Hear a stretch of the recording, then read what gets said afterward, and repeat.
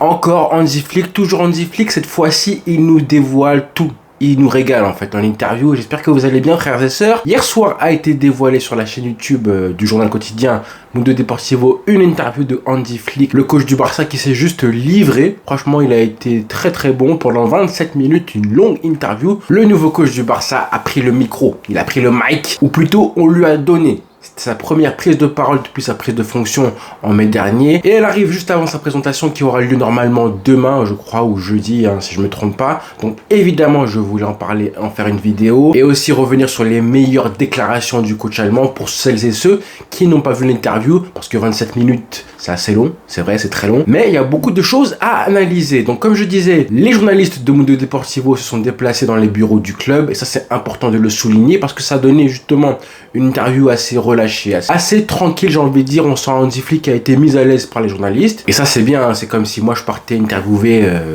Denis Sassou Nguesso, forcément je serais stressé parce qu'il y a un certain respect à avoir, donc il faut poser des questions à la fois pertinentes, évidemment, pour en savoir plus sur le bonhomme qu'on connaît très peu finalement. C'est pas un Guardiola qu'on connaît depuis 15 ans, c'est pas une ancienne star du football quand il était joueur, c'est un papa de 57 ans qu'on connaît depuis 2019 et son passage au Bayern Munich. Donc il fallait poser des questions pour en savoir plus sur lui, sa personne et son football, mais aussi faire en sorte qu'il se sente à l'aise pour se livrer le plus possible. Donc c'est un exercice qui est pas facile. Vous-même vous vous rappelez quand j'ai interviewé Claude Puel il y a 1 an et demi de ça maintenant, pendant la Coupe du Monde 2022 ici sur ma chaîne YouTube, j'étais forcément impressionné face à un grand monsieur du football français. Là, Hansi Flick, il a fait l'effort de s'exprimer pendant près d'une demi-heure en anglais avec son petit accent, enfin même son gros accent allemand, et il a dit plein de choses pertinente. Moi j'ai beaucoup aimé parce qu'on sent que c'est un passionné de football qui maîtrise tellement son sujet, il dégage quelque chose de bienveillant et comme je disais, tu sens qu'il maîtrise tous les aspects du management d'un effectif, des plans d'entraînement, d'un programme physique, des jeunes joueurs, du management et la relation qu'il a avec ses joueurs et comment faire en sorte pour redonner confiance à un joueur. Donc c'est aussi un bon manager, on parle du tacticien et tout, mais c'est aussi un bon manager. Hansi Flick en tout cas, c'est ce qu'il montre. Et sans avoir à rentrer dans les détails tactiques, comme l'auraient fait les psychopathes du cruyffisme comme Xavi, Guardiola ou même comme Koeman par exemple, sans même à devoir entrer dans les détails de sa philosophie, on a compris que c'était un grand coach, qu'on avait affaire à un très grand entraîneur. Donc avant de rentrer dans les déclarations en elles-mêmes, je pense que tout le monde a remarqué, en tout cas ceux qui ont vu des petites images, des petites séquences, vous avez remarqué que au tableau, tout au fond du bureau d'Hansi Flick, on avait un tableau sur le mur sur lequel on voit qu'il a fait un système en 4-2-3-1. Alors oui, il y a 12 joueurs sur le tableau, je sais. Pour les plus perspicaces, c'est les fans du Real Madrid qui vont venir me troller en vidéo, dans les commentaires, je sais. Peut-être qu'il veut jouer à 12, on ne sait pas, mais bon, ça ne veut pas dire grand-chose. Je pense que le plus important à retenir, c'est que apparemment le 4-2-3-1, c'est un système pour lui qui est non négociable, en tout cas prioritaire. En tout cas, c'est une bonne indication et ça nous permettra à nous de continuer nos analyses tactiques avec ce système. Le fameux 4-2-3-1 qui, je le répète, n'a jamais été utilisé au Barça à part les 6 premiers mois de Rijkaard en 2003. Alors le mot qu'il a le plus répété dans l'interview en 27 minutes, c'est évidemment le mot intensité. Intensité. On l'a senti tout de suite. Il a insisté dessus parce qu'il a voulu mettre l'accent sur la préparation physique à travers 2 phrases marquantes que j'ai trouvées. La première, c'est quand il dit que le football est un mélange de technique, de tactique et de physique. Pour le moment, l'aspect physique passe avant tout. Et entre parenthèses, si vous avez vu ma vidéo de dimanche sur Ansu Fati, vous vous rappellerez de ce que je vous avais dit sur le début de la pré-saison du Barça avec la PPG, la préparation physique générale. C'est exactement de ça dont parle Hansi Flick aujourd'hui, quand il dit que pour le moment, là, au 23 juillet, le plus important, c'est évidemment le physique. Quand il dit que l'aspect physique passe avant tout. Mais nous faisons aussi beaucoup de choses avec le ballon. Je pense que notre façon de travailler est complètement différente de ce qu'elle était avant, notamment en termes de forme physique. Dans le football, il faut l'aspect technique, tactique et physique. Le football, c'est bien plus que simplement jouer au football. Il y a aussi d'autres choses. À l'Euro, par exemple, l'Espagne était la meilleure équipe et méritait le titre. Mais on voit aussi que les petites équipes peuvent concourir grâce à la forme physique. Donc pour moi, le physique est crucial. Donc il parle de ces trois choses-là, comme je disais, technique, physique, tactique. Trois choses qui doivent être mises au service de l'équipe, que ce soit avec ballon mais aussi sans ballon. Moi personnellement, j'aurais aussi ajouté le mental. Mais bon, déjà très important qu'il parle d'intensité avec ballon. Parce que sans ballon, tout le monde sait qu'on parle de pressing, de duel, de multiplier les courses, les appels de balles et tout. Mais avec ballon, c'est aussi hyper important, c'est même plus important. C'est la vitesse des transmissions, c'est la vitesse des passes, les appels de balles. Essayer de créer le maximum de vagues offensives vers le but. Je trouve ça vraiment très bien qu'il en parle de ce trio-là, le trio comme ça, tactique, technique et physique, pour créer justement de l'intensité. Et quand il parle de l'Espagne, c'est pour montrer que tu peux être la meilleure équipe techniquement et tactiquement comme ils l'ont été. Rien que si tu es une équipe aussi forte quand même physiquement, au niveau physique, tu peux quand même rivaliser avec l'Espagne malgré tout, comme ça a été le cas pour la France notamment. Et combien de fois on a vu un Barça qui réussissait à dominer tactiquement et techniquement les équipes adverses, mais qui ne réussissait pas à se mettre à l'abri et ensuite s'effondrait progressivement physiquement. Ça a été le cas face au PSG bien évidemment, même si là c'était particulier parce que le Barça était à 10, mais je persiste à dire, et je le redis encore une fois aujourd'hui, je pense que d'autres équipes que le Barça auraient largement mieux géré l'avantage de 2 buts d'avance que le Barça avait, même si elles avaient été aussi à 10 contre 11 pendant 1 heure. Pareil face au Real lors des classicos aller et retour, le Barça s'est effondré physiquement en fin de match. Mais encore une fois, il ne parle pas que de physique, il met vraiment les trois en avant, tactique, physique et technique, et il a dit que pour l'instant, aujourd'hui, la priorité en début juillet, c'est évidemment le physique, en tout cas à ce moment de la saison, de la pré-saison, et vous verrez, je pense, lors des premiers matchs amicaux, que là, on va commencer à parler un peu plus de tactique, de joueurs en forme, et de plein d'autres choses quand les joueurs seront prêts à jouer enfin physiquement avec un football d'intensité. Donc pour ceux qui pensent qu'Hansi Flick allait envoyer tout l'effectif à la salle de musculation pour nous créer et fabriquer une équipe de lutteurs sénégalais, c'est pas ça le football. Pensez justement à tous ces joueurs qui se sont développés physiquement, qui ont pris du muscle, c'est vrai, mais qui ont perdu en explosivité, en rapidité, en agilité aussi. Il y en a pas mal, je vais pas les citer ici, mais vous savez de qui je parle. J'ai dit aux joueurs, si vous vous entraînez seulement à 80%, vous ne pourrez pas vous donner à 100% lors des matchs.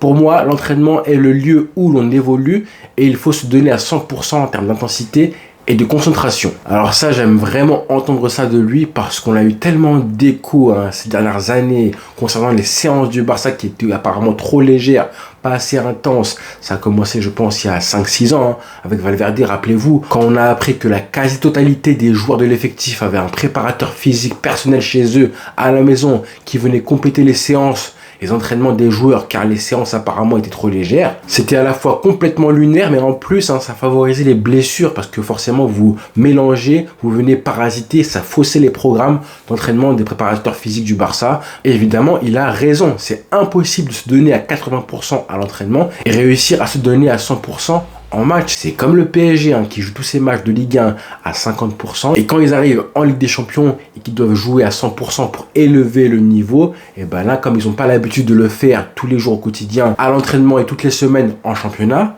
forcément, ils ont du mal à rester à 100% le temps d'un match, le temps de 90, voire 180 minutes sur un match aller-retour. Donc là, on a un coach qui veut relever l'exigence au niveau du club. C'est justement ça qui va permettre aux joueurs de progresser quotidiennement, ce qui va permettre à l'équipe justement de démarrer tous les matchs à 100% dès le coup de sifflet initial, puisque l'effectif sera déjà habitué à être 100% au quotidien. En gros, plus besoin d'élever le niveau, puisque tu es déjà programmé à jouer ton meilleur football, que ce soit à l'entraînement ou en Liga, lors des petits matchs. Ça, c'est évidemment un idéal, c'est dans la théorie, mais c'est ce qu'il faut viser, je pense, pour en être le plus proche possible. Sinon, on va rester une équipe qui a du mal à démarrer ses rencontres et qui va continuer à subir, le décalage, vraiment l'écart de niveau, la différence de niveau qu'il y a entre la Liga et les équipes de Ligue des Champions que tu ne connais pas forcément et qui jouent un football d'intensité complètement différent que ce que tu as l'habitude de rencontrer en Liga. Alors, il a beaucoup parlé de la Masia. Il a dit à quel point il était choqué de voir le nombre de talents énormes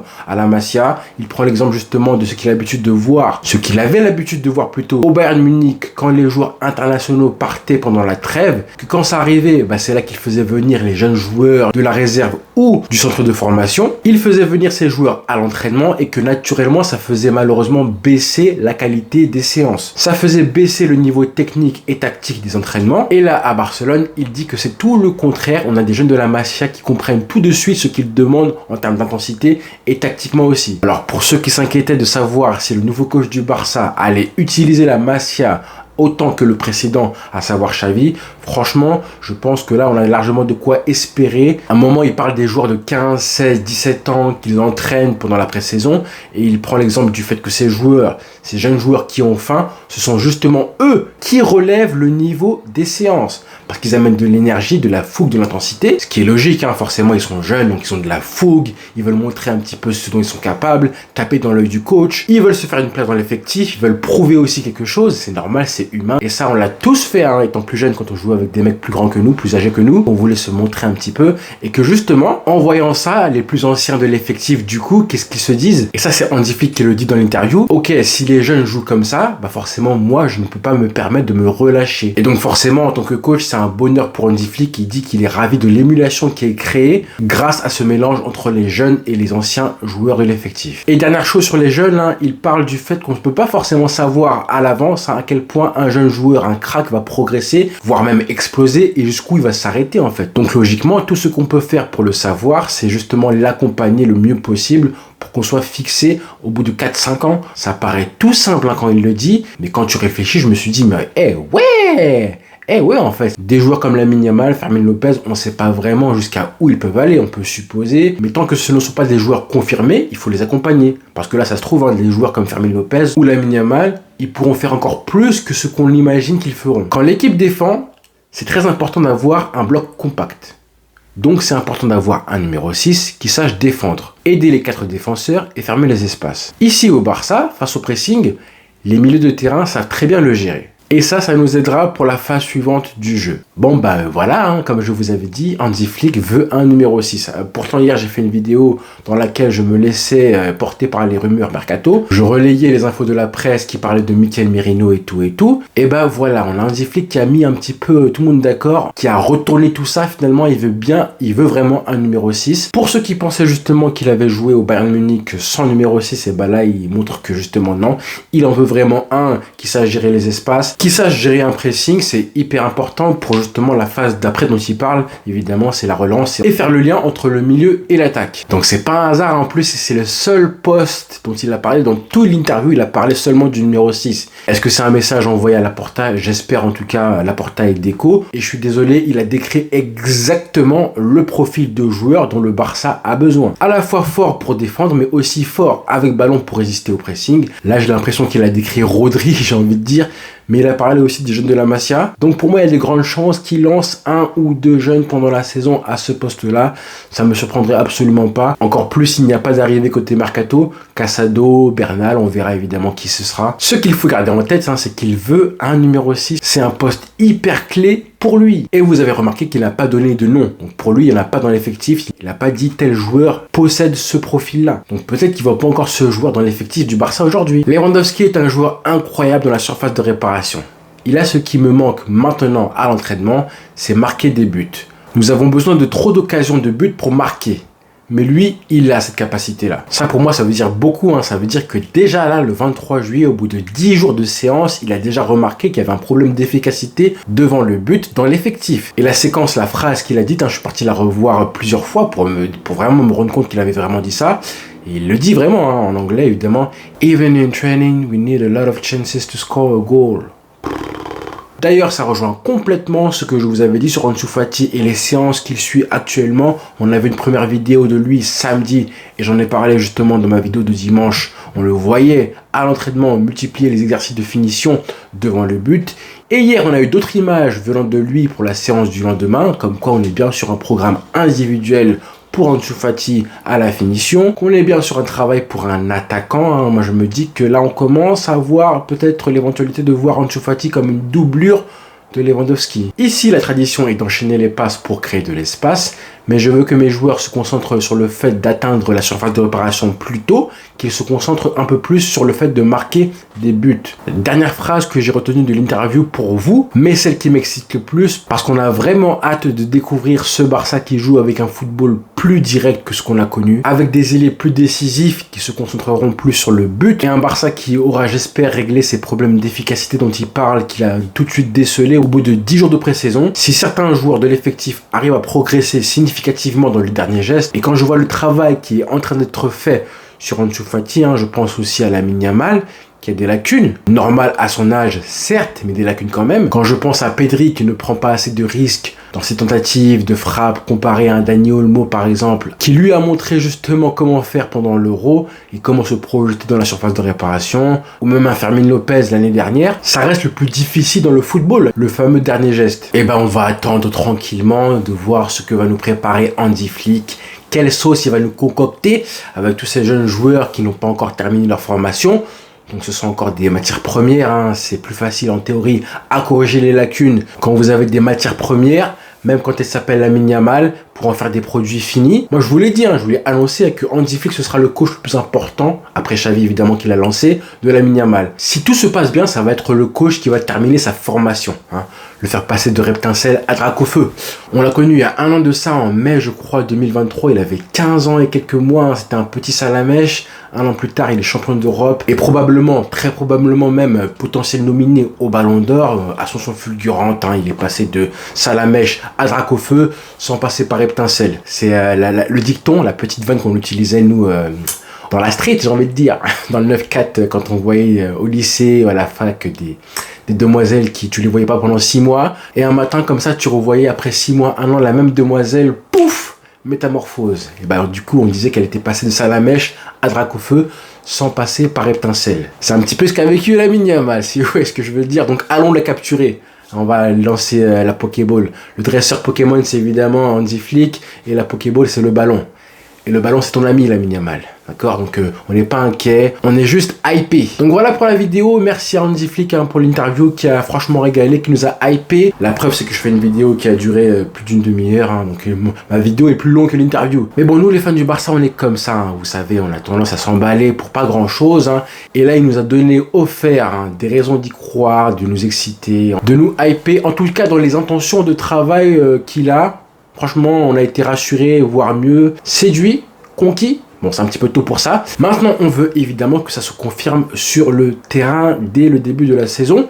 Donc voilà, dites-moi en commentaire ce que vous en avez pensé. N'hésitez pas à vous abonner si ce n'est pas encore fait. On est toujours en route pour les 50 000 abonnés. Donc rendez-vous demain pour une nouvelle vidéo quotidienne. Voilà les frères. Bonne journée à tous.